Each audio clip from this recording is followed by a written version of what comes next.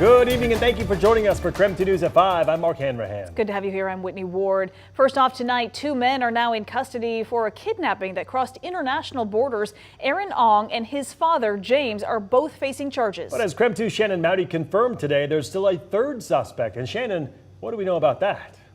Well, an August 7th indictment listed 3 defendants, James Aung and his son Aaron. But we are still working to learn the identity of that third person who is facing charges.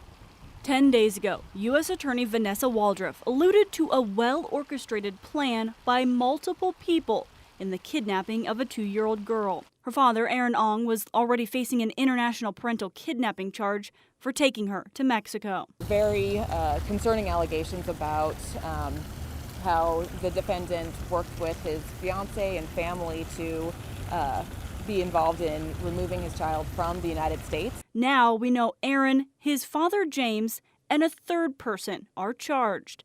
The question is, who is the third suspect? There is another defendant who was listed in the indictment and has been charged, but that information remains under seal pending that defendant's arrest or appearance in federal court. And there's no estimation on how soon that person could be in custody. I don't have a set timeline.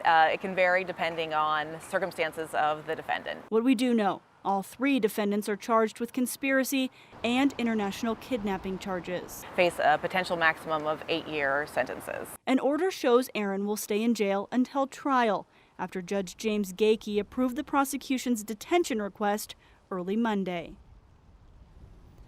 James Aung has a detention hearing Wednesday where we'll learn if he will be held until his trial as well. Shannon Mowdy, KREM 2 News. All right, Shannon, thank you very much. And just into our newsroom, we are also learning a 3-year-old is hospitalized after a bear attack in Montana. It happened last night just after 10 o'clock at a private campground south of the town of Red Lodge. According to the Montana Fish and Wildlife and Parks Department, the child was attacked while inside their tent. The toddler was then rushed to medical care in Billings. Right now, that campground has been evacuated while wildlife officials work to capture the bear. A truck driver is facing permanent eye damage today after being shot with a paintball while driving in Spokane Valley. This happened at the intersection of 32nd Avenue and Bowdish Road in the Valley on Thursday. According to his wife, Michael Catoni was driving a semi-truck at around 8:30 p.m. when he was hit in the left eye by a paintball.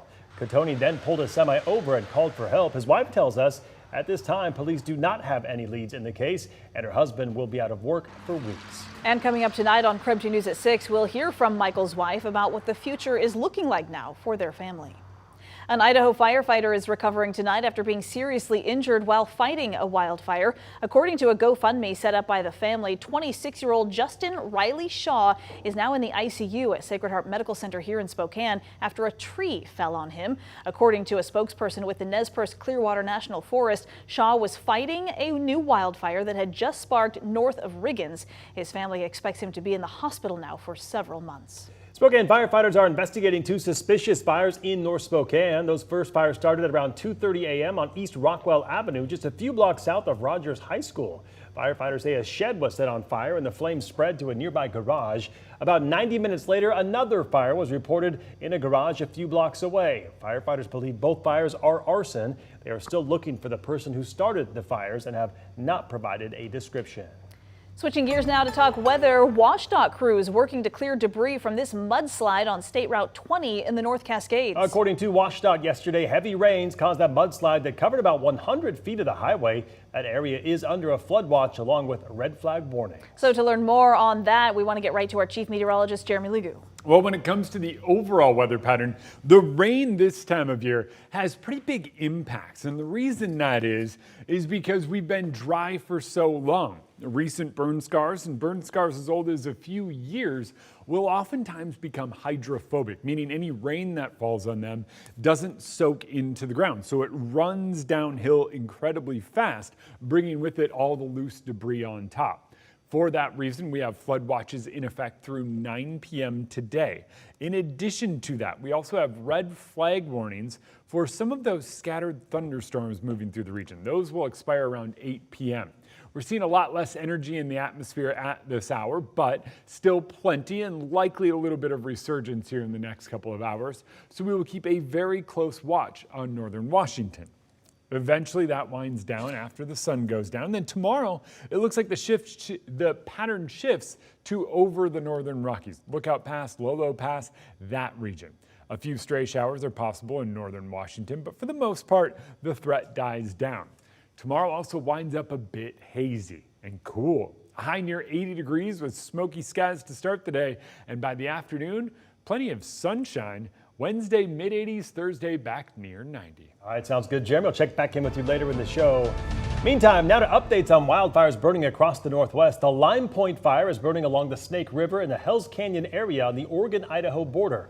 Over the weekend, it grew from about 28,000 acres to almost 30,000. Some good news, though, for people who are living near that fire. Evacuation levels near Bear and Cuprum have now been lowered, and people have been let back into their homes. There's also some good news for people in Keller and on the Colville Reservation. The Swawilla fire is now 98% contained. Today, the Colville tribe said a team will start evaluating any damage. At one point, the entire town of Keller was evacuated because of that fire. People have since been allowed to return home. Lightning caused the fire last month. It's now burned more than 50,000 acres.